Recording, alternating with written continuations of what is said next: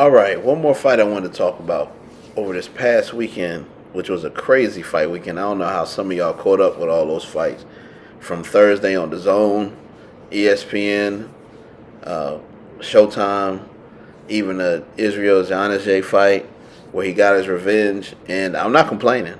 I'm not complaining. I just want to say that promoters keep giving me fight weekends like that. I loved it. It was just a lot. Uh, Maybe y'all move it to the 15th next time. Just joking. Now let's get serious and let's talk about Brandun Lee.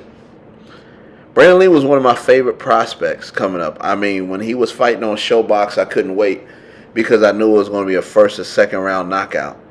I literally looked at him like, okay, this guy's the next knock. I mean, he did exactly what Wilder did in his early years before he built his way up. So I thought of him as like, okay, this guy's going to be like a Wilder at 140 with some skill. However, this weekend he said, I don't want no more of these, mediocre guys. I want to step all the way up to a top 15 guy, top guy that used to be, in the running for a world title. So he goes against Campa this weekend. Now, I don't have a problem with the judges, saying that he won, and there's a lot of people that think Campa won. So I don't have a problem with that. The problem I have is the judges' score totals. You could have very easily made that a draw or gave it to Campa. So if they would have gave it to Brandun Lee by 1 point or 2 points, I was totally fine with that. They might have liked the way he boxed better and moved around versus just coming forward like Campa did. But the score totals was atrocious. And as much as I like PBC, I'm only seeing this on PBC undercards. I'm not seeing this on the Zone. I'm not seeing this on ESPN. And I want PBC to do well. But I think Brandun Lee should go back to the drawing board, maybe even rematch Campa, and look at some things a little different.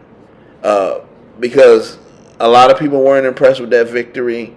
I always say, and a lot of people always say, a victory is a victory. Boxing is a very hard, complicated sport. The boxers make it look easy, but it's the real deal, taking punches or giving out punches for a living. I'll finish with this. I hope the scoring and the judging gets better. And I hope Brandun Lee also learned from this, because there is a lot of things he can still work on. He was this phenom, and he still is technically a phenom, that had power, agility, speed, footwork, you name it, he had it.